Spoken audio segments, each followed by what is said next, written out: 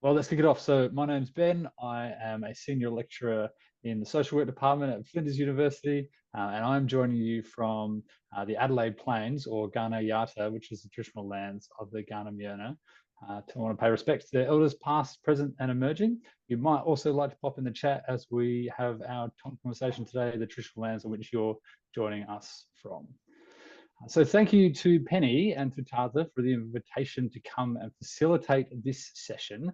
So this is a conversation, of course, about the TASA Postgrad Impact and Engagement Award. I assume everybody who's here today and probably watching already knows what that is, but just in case you don't. So this is an annual award that recognises the impact and engagement of postgraduate TASA members' scholarship. And this is usually that scholarship that is of high social value to the Australian society and or sociology. So this award is not limited to publications, but also to outstanding contributions in teaching, community work, and non-traditional academic outputs. This award seeks to value and encourage an understanding of scholarship and impact that extends beyond those publication and citation metrics. This award draws on the Boyer model of scholarship, recognizing the value of discovery, integration, application, and teaching. So that's a little bit about the award. I'm going to introduce our excellent speakers in a second, and then I'm going to talk just a little bit about how this award came about, and then we're going to hand over to them to tell us it's a few different perspectives on what the value of having applied and impact focused sociology is, and then a little bit from previous winners and a judge for this year's award as well. So hopefully they'll give us a nice rounded insight into this award and what you might be wanting to think about as you're preparing to hopefully apply for it. So that's the format for today, and we're going to try and keep it fairly conversational as much as you can in this online space. So I do invite people to pop into the chat questions as they come up, and we will try and respond to them either at the moment or at the end. And I also invite our panel members perhaps to speak to each other a little bit as well. So if you've got a question or a follow-up as a panel member, please launch into that. That would be great. So our guests today are Associate Professor Catherine Robinson from the University of Tasmania. Catherine is a committed public intellectual and community leader in the area of homelessness, mental ill health, child and youth wellbeing. Committed to public education and sociological knowledge in action, Catherine has had an amazing career, both inside and outside of academia, creating collaborative research, advocacy, and media to create some social change. So thank you, Catherine, for joining us. I'm going to introduce the others first, and then I'll come back to you as our first panel member. We've also got Dr. Ellen Cho. So she was the 2022 Postgraduate Award winner, is a lecturer in Korean Studies and a key researcher at the Monash Gender and Family Violence Prevention Centre. Her main area of expertise is on gender and gender equality policies and practices in the Australian public sector and gender-based violence and within migrant and refugee communities in Australia. And we'll just before we started having a chat about what she put in her submission and what she did for her award, and that was really interesting. So I'm looking forward to hearing some more about that. And our last guest today is Risha George. She is TASA's outgoing postgrad portfolio leader, a PhD candidate in the School of Social Sciences at Monash. A previous research focused on the I'm going to struggle to say that word, domestication of Netflix by young people in India, and her research interest includes young people, digital cultures, gender, and power. So thank you all for coming along and being part of our panel for today. Really appreciate your time. So as I said, I'm going to briefly introduce this award by talking about how it came about and what it was trying to focus on, and then hand over to our panel. So when I was the TASA Postgraduate Portfolio Leader back in 2019-2020, we were thinking about some of the awards that TASA hands out, and noticed that there wasn't one specifically for postgrads during their candidature. So I'm going to qualify that a little bit by saying there is an award for honours and master's students, and there is an award called the Jean Martin Award, which is for when PhD students finish their thesis, but there wasn't something in between those two things. And one of the things about a PhD is it's quite long, obviously, and there's lots of things to do in there. But it's always really great to break that up and give different milestones and things along the way so that you can get a sense of achievement as you go. So that was part of our motivation for it. There are, of course, a bunch of other really interesting awards that are part of TASA, things like the Sociology and Action Award. There's Early Career Research Awards, there's teaching awards, and a range of different things. So this became, we wanted to become part of that suite of awards that was handed out annually at the TASA conference. TASA has a great history of doing really great things for postgraduate students. There are bursaries for students. There is an excellent first day of our conference, the Postgrad Day, where students get a chance to come along and have mentoring experiences, connect with their peers, and get involved in and find out about other regular events throughout the years. And one of the really impressive things I think about TASA is that there's a voice on the executive, which Richard has been part of, as to represent the postgrad students and to show the level of engagement and commitment to them. So in that role, there's an opportunity to create new things. And again, one of the great things about TASA is they're a supportive space, and we came up with this idea, and the TASA executive said, yes, let's definitely do that. Let's create an award for postgrad students' impact and engagement. And we wanted to think about it in terms of impact and engagement because the students are involved in obviously a whole range of different things during their PhD. And there's a lot of emphasis put on the kind of academic component of it. And of course, academia is full of these crazy metrics that we have to measure and speak to all the time. And they're very niche in many ways in terms of the way the real world kind of works. And we wanted to think of something that contributed perhaps to an academic career if a student wanted to head that way, but also that would encourage the contribution to sociology in the world as well, making an impact, making some change. So we designed it with that in mind. We designed it with the idea that we wanted postgrad students involved in it, not just in receiving the award, but selecting the award. So there are a couple of members of the panel who are postgrad students, and usually one of them is the postgrad portfolio leader. And this way it became something that was co-designed and owned by students and for students. So that was the intent behind it. And of course, we underpinned some of those by speaking to the Boyer model, which I think is a great way of integrating some of these different aspects of academic life. Looking at discovery, some of that, what we might call blue sky research or original research in that sense, but connecting that to the scholarship of integration, application, as well as teaching, and seeing that as all part of a continuous whole. So with that said, that's why we've got our excellent speakers today. We're going to speak to some of those different parts to it. And we're going to start by asking Catherine to tell us a little bit about how sociology can help us think about social issues differently. And in doing that, thinking beyond even some of the more popular representations of research in media, etc., that might focus on large or statistical representations and some of the more creative, qualitative stuff that sociologists do as well. So Catherine, over to you. Can you tell us more about that? Thank you, Ben, and it's lovely to be sharing the screen with you all, and thank you for having me. I think about sociology as a practice approach that is unique because it can be travelled into so many different professions. And I think what's unique about it is that it's not just focused on responses to individuals or kind of located, individualized experiences of social harm, for example. It's not that it doesn't centre on those and seek to understand those, but it does so always with encouraging us to think much more broadly about the structures and systems which might produce or drive social harm. So that's sort of, I don't know, just for me, it provides a practice vision that I can take into different thinkings about different social problems, and always drives me to, I guess, try and move beyond thinking about what is just a response to a social problem, and to encourage me then to think further about in what ways is social harm being generated or driven, and understanding that I have to direct my efforts of thinking and intervention to that space as well, not just to thinking about, oh, how can we respond better to social suffering?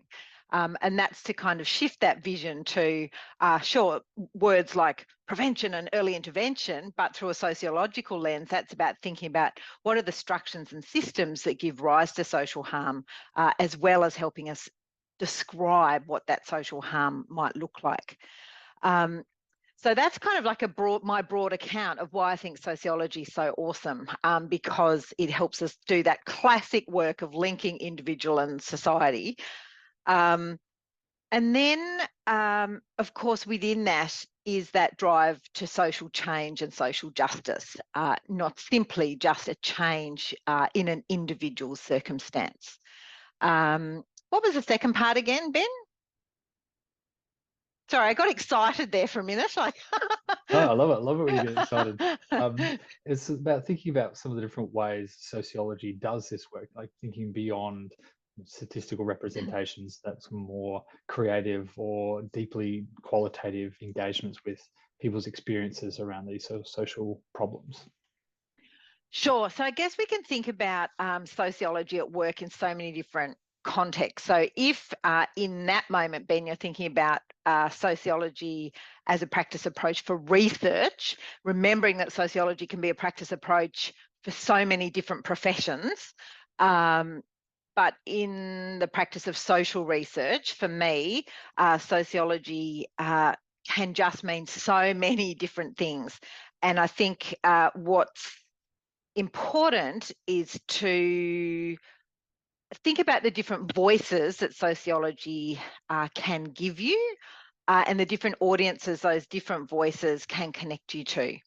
So a really good approach for any piece of social research is to think about what are the different languages or voices that you can use to tell the narrative of your research, but in different ways. So that might include visual representation, it might include poetic engagement, it might include work on statistics and scale, it might include narrative work, it might include a focus on voices of lived expertise. But I think what's central for a sociologist's toolkit is the ability to move across all of those terrains. And to not assume that one will have more power than another or be more important than another. In my experience, it's always unexpected what eventually has the cut through. And, you know, if we think that it's kind of objective evidence alone that will drive social change, we just are making such a big mistake, and our impact comes through so many different mediums. And so we work at our best when we cover as many of those mediums as possible. That's quite exciting that you would frame it as it's unexpected, you know, which media, which kind of knowledge or practice is the thing that makes a difference. That's quite encouraging for me to say, okay, well, you know, keep working in this space and don't worry too much about trying to predict or control necessarily what we're wanting to produce or achieve. Well, absolutely. I mean, if evidence actually made social change happen, like the world would be totally different, right? So it's not, you know, evidence alone that drives social change, political change, policy change. There's emotion, there's relationships, there's changing people's hearts and minds. It's never going to be one of those things, right, though. So it's how do you hit every angle that you can, and with different audiences and different stakeholders too. For me, it's thinking about what's the kind of 360-degree push that you can mobilize for social change. I mean, it's amazing that sociology really has the capacity to do that 360-degree push and to think in those multiple ways as unique its strength.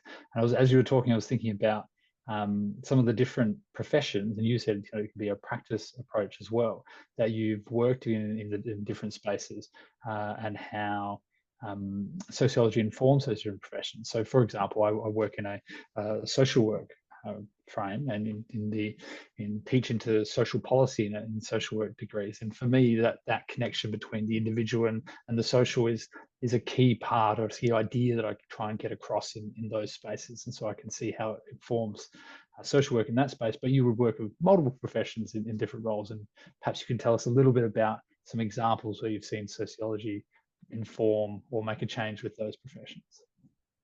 Yeah, well, I suppose, I mean, I just think, I suppose my sort of professional connections sit quite close to your own. And so I can talk about a couple of key examples from a similar space. But I think any profession can always be thinking about how to mobilise a sociological lens, whether it's policing, education. I'm not feeling very clever today. So look, they're two great examples. And if even they engage much more with a sociological perspective, what an amazing world we would live in. Not to say that they don't, but we can always all do more. My work crosses, social work, police, education, all of these professions. But I think there are two things that stand out for me around how is it, or where is the power of sociological application that can sit in really diverse spaces. And I think what sociology I think historically has emphasised is that focus on engagement with lived and felt experience. And in so many different issue spaces, policy spaces, practice spaces, it's just so encouraging to see that growth of engagement with and leadership from lived experience expertise. So we're seeing this growth, whether in health. It would be great to see it more in housing and homelessness. I'm very surprised it's not there, but you see it really strongly in the mental health space, in the AOD space. Really strong engagement with expertise from people who have lived experience. And, you know, for me, that really taps long-standing sociological roots around the richness, engaging with the richness of lived experience and actually holding up and translating different voices, particularly those which don't normally get a more public hearing. And then there's another thing in there about sociologists actually kind of being activists in their local communities and being responsive to the needs of their local communities. And I suppose feeling responsible for driving social change and responsible for leadership in their local communities, and not seeing the academic space as somehow outside, social and community responsibility. And then an example, I feel like I've gotten off track yet again, Ben, but I guess just in my own work, and this kind of links back to that vision of what sociology can do in terms of trying to understand how is it that the social world is made and therefore how can it be remade.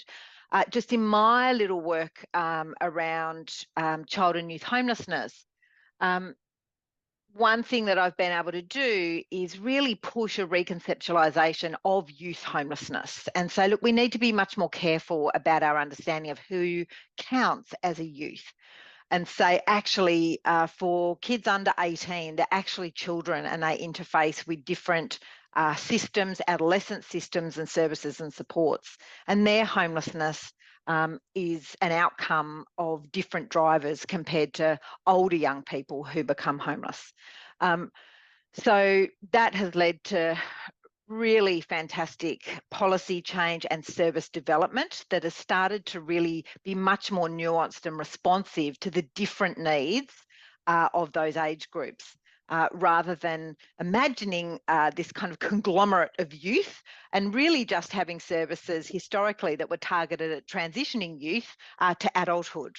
And yet we're talking about the presence of children, as young as 10, 11, 12, also being homeless alone without a parent or guardian.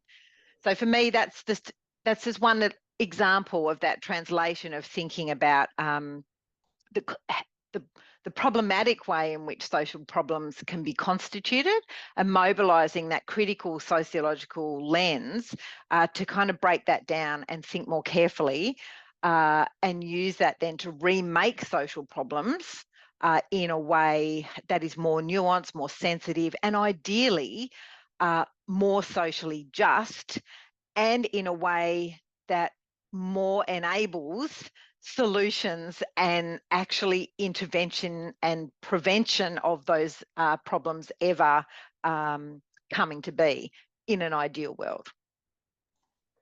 That's fantastic. And thank you for giving that example. I think it's a really powerful example of how something that perhaps externally looks really small, like this word, this idea of youth, who's included, it seems like a minor issue, but the close examination of that, the careful consideration of the implications, the listening to the lived experience there opens out to show that we can really approach an area completely differently, like remake it in the light of some insight. I hope that's encouraging as well, because sometimes our work can feel so targeted and niche, like you could just go and dive deep into a small thing, and that can feel perhaps over the top or unnecessary. But when we have an example like that, we see the power of that careful interrogation of an idea. And often I find it when a student or somebody else, another profession, gets hold of this idea and understands the power of it, they can't unsee that anymore. So you just go, yeah, okay, I have to understand the world through this sociological lens now. So thank you so much. That's been really great. As I Pleasure. said at the start, please, people, chuck questions in the chat box if you've got them, and we'll have to respond as we go. And other members of the panel, if you wanted to ask Catherine something, this would be a good time to do that now as well, if you wanted to. Otherwise, I'm going to throw to Ellen, because she's up next, and ask her to tell us a little bit about the experience of winning the award and what it meant for her career. Thanks, Ben. As Catherine mentioned, it was a bit of the unexpected impact and engagement and outcome that I made. So if I can tell you a little bit about what my project was about. So just a bit of background and motivation for this project. So I was having a coffee with one of my friends who used to be a musical theater director. And obviously, like I think Hannah mentioned this too, but like my family doesn't really understand didn't really understand what I was doing. They thought that I was studying social work because I was focusing on like domestic and family violence, which is very typical. And I so these friends obviously asked me like, so what do you do now? And what kind of work are you doing? And then I actually shared one of the concern that I had with him. So the concern that I had was these people, these victim survivors have shared their stories and their life stories with me, and I felt like I was using their stories for my career advance some way, because when during my data collection, when we had like 4 hours of interviews and stuff like that, and the day after the interview, they came back to me and they gave me those lovely Korean side dishes because they know that I'm there alone, so they really wanted to feed me. So that was really lovely, and I really wanted to give it back to the community. But as we mentioned before, we need to follow the metrics and everything, traditional research outcomes and all sorts of things. But I really wanted to give it back to the community, and I shared this concern with my friends, and he was like, why don't we just make a video? Like, we can maybe make a video. Can you just share the story like with me, and maybe we can do an animation or video together? And I was like, yeah, that's a really good idea. And then that's how we got started. So we decided to turn one of my PhD chapter into 3-part video series. It was not we were not going to do like a lot of work. It was we just wanted to do one video, and then we ended up doing like 3 because the crews were really impressed by the story of this victim survivor. So that's how we got started. And I think in terms of my career, just going back to your question, Ben, I before I got this award, another concern that I had in my career was that my work is very interdisciplinary. I'm in Asian studies, so I always thought that I don't really belong to the sociological community. Like I don't, I didn't really go to TASA conference or anything because I feel like I'm not being a true sociologist in that sense.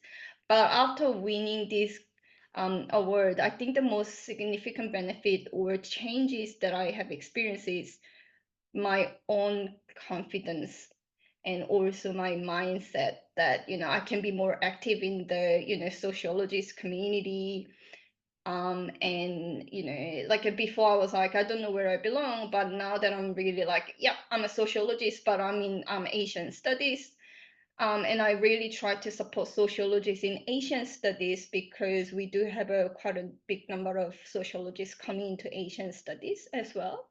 So that's what I'm doing. So yeah, just in short, really winning this award definitely boosted my morale, and it kind of provided a sense of accomplishment, and also really motivated me to continue working on this particular topic, because we often get advice like focus on your writing academic journals, but I was like, no, this actually has an impact on the society, and yeah, it was really great to be selected for the award.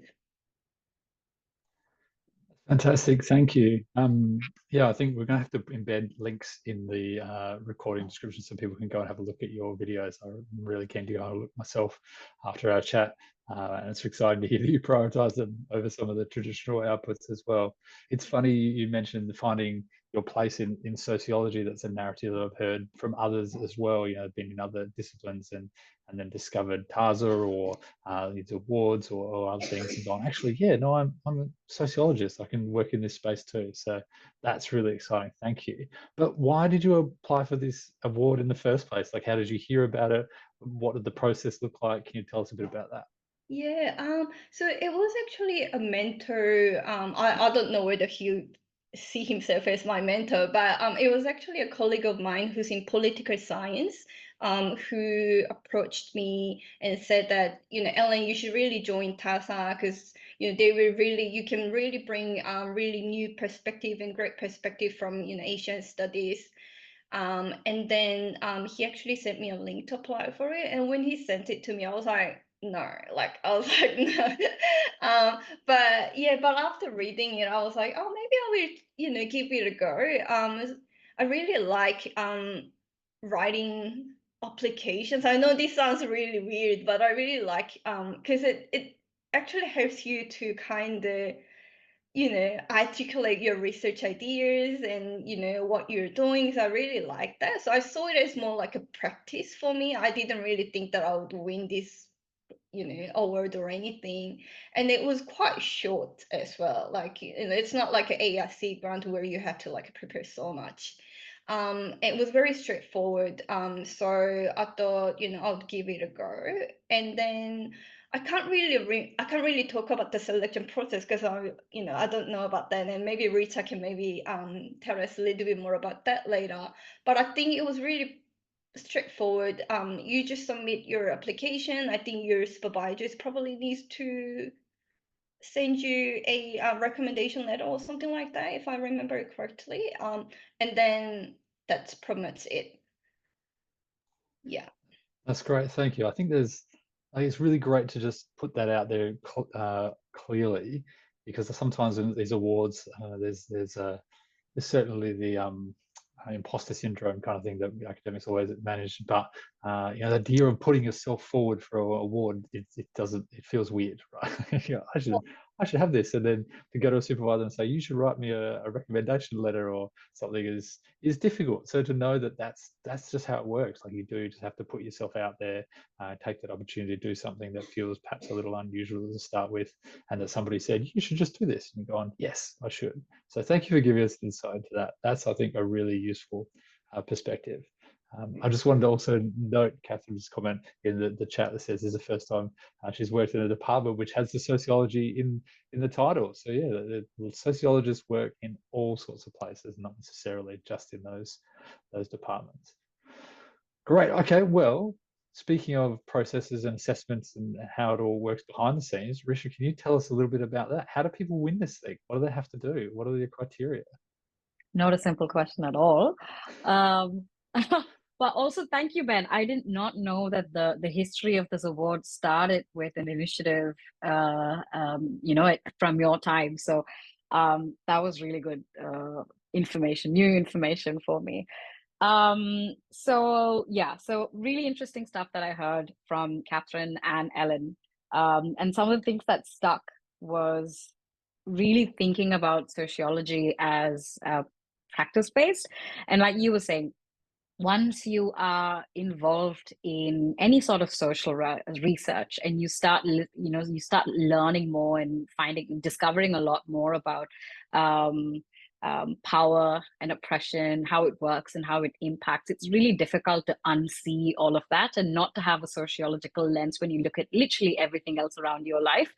And I can't speak for how the award was intended to be when it started, but as someone who's in their third year running, being on the assessment panel, the only thing I can talk about in terms of like what do we look for when we look for people who win this award is basically I can speak about the criteria in terms of it is evidence. Unfortunately, in contrast to what Catherine was talking about, we're looking for evidence of impact and evidence of engagement and evidence of what how the work you have done is relevant to Australian society or sociology or even just the community that you're working with, and also evidence of change or proposed change for the target audience. But I can speak more towards in terms of what we're really looking for is a spirit of generosity and a spirit of looking at this at your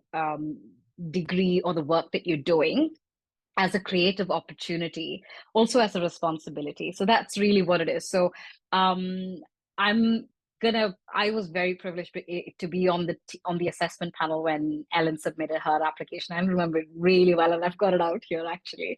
So just speaking more to it, in terms of what makes in terms of evidence that you need to give, you clearly need to provide evidence in terms of what is the impact of the engagement you've had or what your work has had. And that's simple enough. Now, the bit that makes your work stand out is not just talking about what you've done, but also being able to articulate why that is relevant or why that is important to sociology or the community that you're working with, or to the society or general in terms of general society. And I remember very clearly from Ellen's application, this award, in my perspective, kind of debates with that contention that we have in academia, which is the creative and the critical labor of a PhD or a graduate degree in sociology. It very rarely cuts across intellectual barriers. And if you can provide evidence that you have put in effort towards trying to get that work to cut across those barriers and have some impact with a non-academic audience, that's really what we're looking for. And even if it's just effort towards it, that's what we're looking for. That's fantastic. There's so many really interesting things that you've said in there that I would love to highlight more, but there's just one that I'd like you to speak to a little bit more, this idea of generosity. Like, how would you describe identifying, or what's the value of that generosity when you're looking for it as an assessor? Yeah. I'm actually going to piggyback off of what Ellen said, which is that when she was working with her research participants, she felt, go ahead and drink your coffee, Ellen, but yeah, she felt like she was sort of she was taking from them, and they were so generous with her and providing her food from back home that she would be missing, etc. And I've had the same sort of experience when I've worked with my research participants as well. And you sort of, it's a very introspective exercise, right, in terms of like, am I taking, what am I giving back? So this award sort of engages with that spirit of this ethic of care, of generosity, in terms of like, how do you give back as well? And just in Ellen's example, so she was able to convert a chapter of her thesis into a short film series. And that itself, it was it was on YouTube, it was on a Korean news channel, it was on SBS Korea, and that just speaks about the kind of how it has gone beyond a very limited sort of academic audience or academic audience to something that's now easily consumed by most everybody. The one thing that I remember being so that stood out in her application was also that this animation series was based around one of the research participants that you had, who you'd named Ari. And that actually, when there was evidence there of the consideration that she had given to centering the voice of one of her research participants. And that actually, so both of those actions together, that I felt like that demonstrated this feminist ethic of care to her research participants. It also demonstrated this idea of benefits to the research population at large, and that was something that really stood out in her application. So something that we couldn't overlook was that sort of consideration given as a researcher. Yeah, that's fantastic. Thank you. It reminds me of this idea that you probably heard in academia, is that everybody's smart, so stand out by being kind. And like, this absolutely is an award where yeah. we can acknowledge that, and this kindness, generosity to in the way that you're working with your peers, but also the people you're working with you're researching with. That's fantastic. Thank you. Can you tell us a little bit about what the experience is like of judging this award? Because I think when you do something like, if you've ever had a chance to sit on the other side of a interview panel for a job, you just get this insight into what it's like to do your interview in a new way. And it gives you something different to think about. So can you tell us a little bit about what it's like being a judge on a panel like this? Absolutely. So two things. One is you are continuously awed by the work that other people have done. And it's also a good sort of introspective exercise, in the sense that you said it's like Ellen was talking about it, which is that it's sort of strange to nominate yourself for an award, because I feel like a graduate degree like this, or a PhD, is usually like an exercise in self-flagellation, right? You come out at the other end feeling like you're not really good at anything. I was having a conversation with someone who just finished her PhD and is now actually a senior lecturer, and we were encouraging each other in terms of, no, you're fantastic, actually, why not? And it's, no matter where you reach, I think once you finish this exercise, you rarely feel like you're good enough for anything. This is a great exercise. So I would actually encourage everybody to apply for this, in the sense it's a great introspective exercise to think about, you know what, it's a short application as well, right? So I've done this and it's good enough, and it's something worth talking about. So when I've been on the assessment panel, the things that I've seen is that, one, you're very awed, and the second thing is you also think that, you know what, the things that we might think as someone on this journey that might be important, and that we've never done anything that was really worth anything, it's a sort of toppling of that notion. So someone who probably doesn't have, like, I don't know, like 12 publications, but has done 4 semesters of incredible teaching and has had a lot of impact. And impact, this is a contentious award to start with, because impact is also very intangible, and it's very difficult for you to actually measure impact, especially impact coming from like a degree like this, or the work that you've done with a community or with a participant group.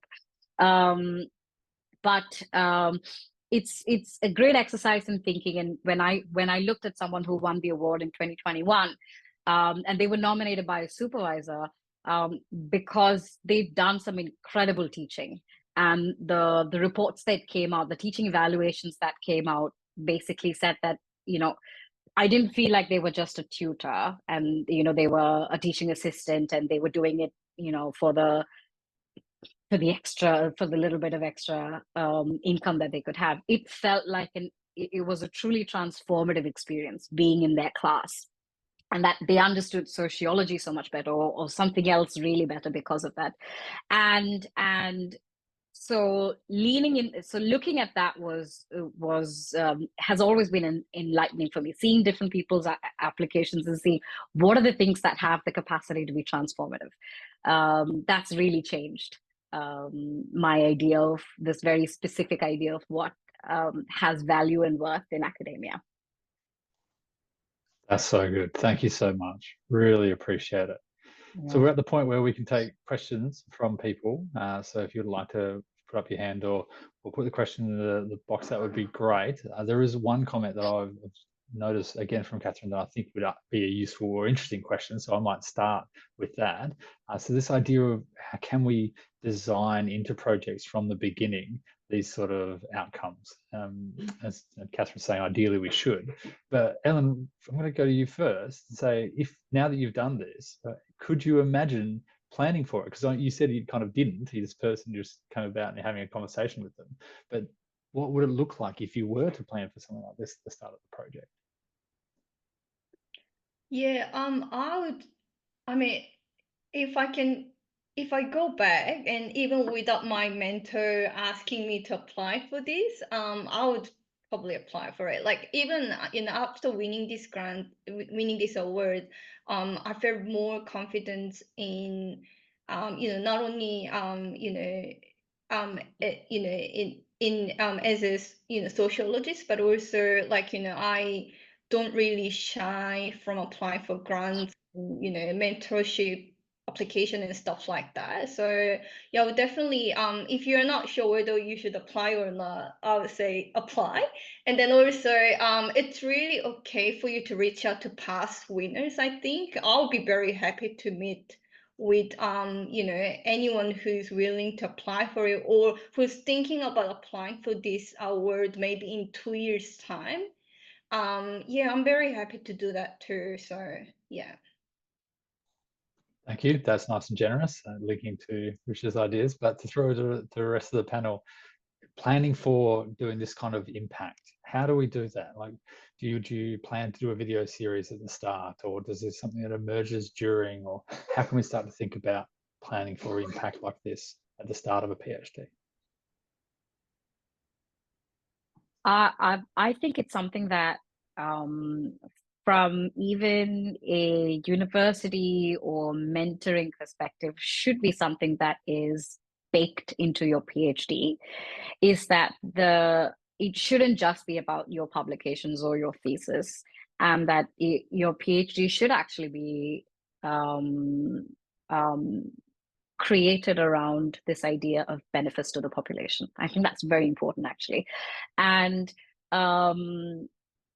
apart from, oh God, I had an idea and now I've lost it. But yeah, some of the things, for example, again, something that I remember reading in Ellen's application was also that all the creative artists that were involved in your project, all of them received family violence training.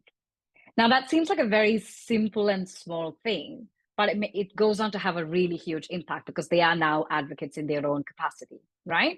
And that's something that I think we can start to plan for as soon as you start doing methodology, or once you've had like an idea of who your research population is, who your research subjects are, you start working out. And once you've identified your topic, which is, I think, really 90% of the big question, once you've understood what your problem is and what your topic is, start thinking about what could be very practical solutions to engage this particular problem within the community. So it's part of the Boyer model, which is how can your scholarship be involved in finding responsible solutions to consequential problems? And trying to really work that into the PhD model at large. I do not think the onus of that should entirely lie with the student, and it should be this thing of, should I prioritize community work over traditional work. I think we need an overhaul of the entire system, where it should be part of the system. Is that this creative labor should also be responsible labor. Thank you. Yeah, I totally agree. The whole system is probably overdue. I think there's something that is happening, at least in my university, where there's a focus on industry placement or industry partner PhDs, where there's opportunity for students to go and do up to 3 months placement in an organization where their research can have a real world impact. I think that's a really awesome opportunity for these kind of outwork. And I like that you put the agenda to supervisors as well. Like, it's not just a PhD student who has responsibility for this. It's something that supervisors should be thinking through too.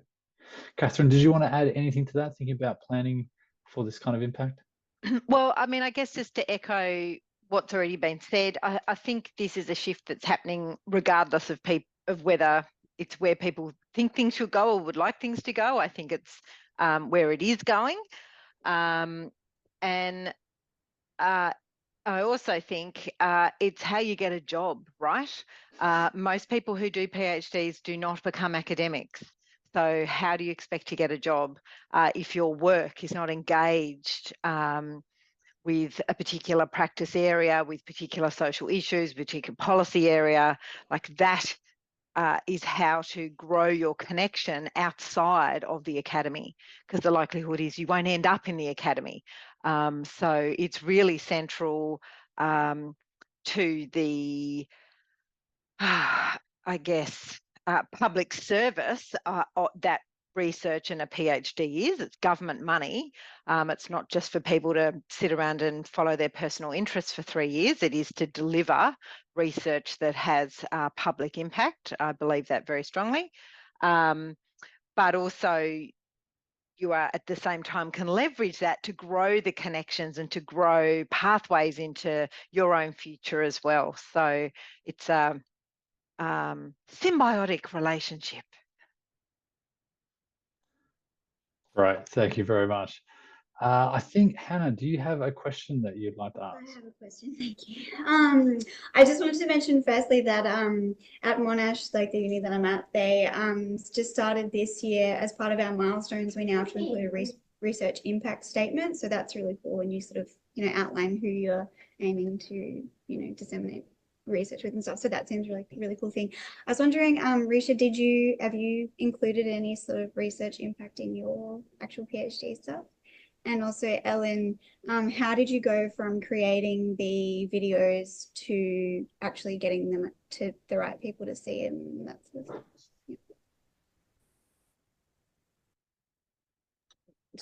I'll just go fast and quickly. I do think that it's a great thing that they've started incorporating into early on into your milestones at this early on in your milestones at this point, which is to try and think about research impact and engagement.